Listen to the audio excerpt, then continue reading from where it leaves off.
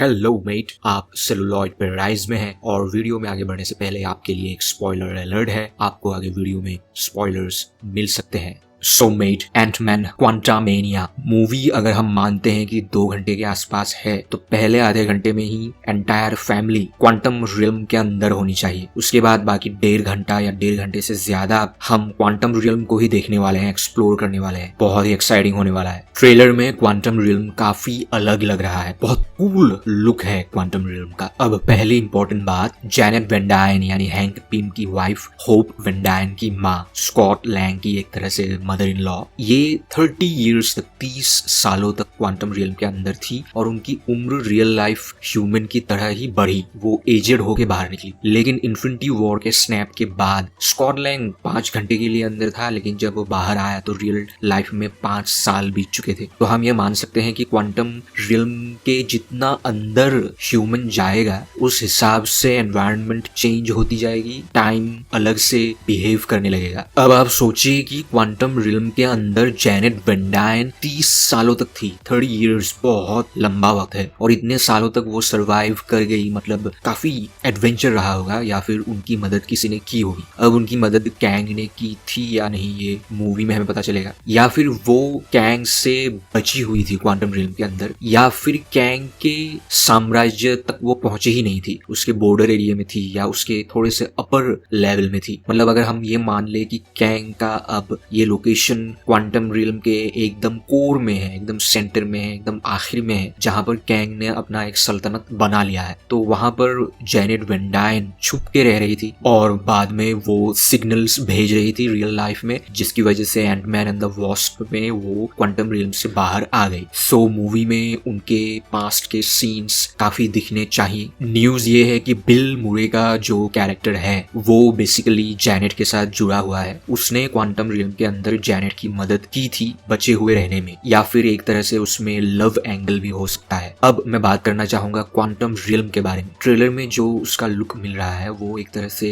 वो जगह कोल्ड लग रही है। मुझे स्ट्रेंजर थिंग्स का वाइब मिल रहा है। स्ट्रेंजर थिंग्स में जैसे डार्क डायमेंशन, काफी ठंडी जगह होती है, वहां पर सूरज नहीं है, एक तरह से चांद हम कह सकते हैं, मून की तरह स्टार्स दिखते हैं जो थोड़ी बहुत रोशनी दे रहे हैं, लेकिन वो गर्माहट नहीं दे सकती, वो ऊर्जा नहीं प्रोवाइड कर सकती। तो यहाँ भी एक तरह से वो ठंडी जगह है ऐसा लग रहा है। ट्रेलर के काफी शॉट्स में हम जेनेट, हैंक और होप को गर्म कपड़ों में देख सकते हैं, ओवरकोट, केप, इन सब में देख रहे हैं, तो वो जगह ठंडी है ऐसा लग रहा है। और एक व्हाइट कलर का क्रिएचर भी दिखा जो काफी डेमोगॉर्गन के साथ मैच कर रहा है। तो ये एक स्ट्रेंजर थिंग्स का वाइब मिला, मुझे काफी पसंद आया, मुझे अच्छा लगा। सो मेरी थ्योरी ये बन रही है कि ये जो सीक्रेट यूनिवर्स है, ये क्वांटम यूनिवर्स या फिर एक तरह का रेप्लिका भी हो सकता है स्ट्रेंजर थिंग्स की तरह। हमारे यूनिवर्स का एक रेप्लिका भी हो सकता है, एक प्रतिबिंब यूनिवर्स, जहां पर हमारे यूनिवर्स की तरह ही चीजें हैं लेकिन वो एक अलग रूप में है। इस यूनिवर्स में ह्यूमन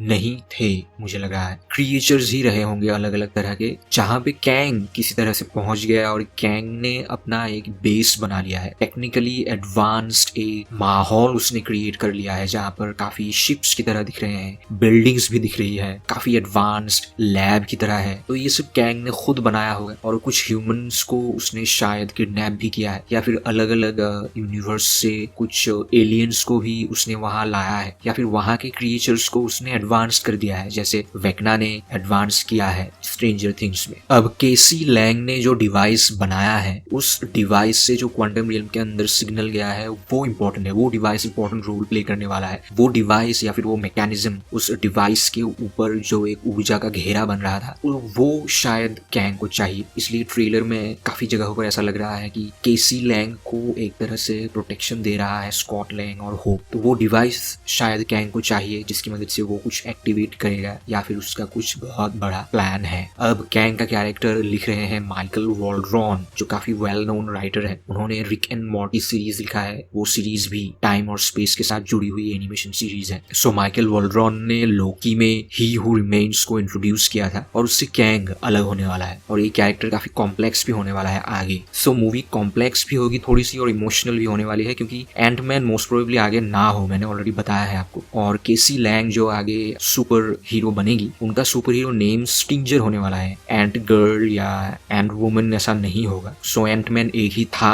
एक ही है और आगे एक ही रहेगा। मैं चाहूंगा कि ये थ्योरी गलत हो, स्कॉट लैंग रहे हमारे बीच, लेकिन थोड़ा वाइब मिल रहा है कि एंडिंग सैड होने वाला है। सो मेट, मैंने अपनी प्रेडिक्शन थ्योरी आपको बताई, मैं आगे और डिस्कस करूंगा। आपको अगर मेरा ये वीडियो अच्छा लगा तो वीडियो को लाइक कीजिए, शेयर कीजिए, चैनल को प्लीज सब्सक्राइब कर दीजिए। मैं मिलता हूँ आपसे अगले वीडियो में, तब तक आप अपना ख्याल रखिए। Have a great time, thank you so much.